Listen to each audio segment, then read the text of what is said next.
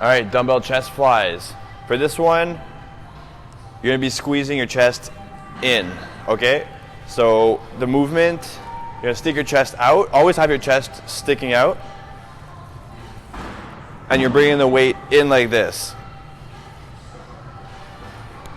All right, so with weights,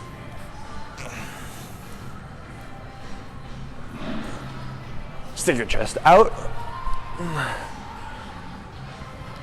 Weight's about the width of your shoulders, and now you're gonna try to keep a slight bend in your shoulder, in your elbows. That way, there's not that much strain on your elbows. So when you bring the weight down, see how there's a little bit of a bend in my elbows, and then I can bring them back in.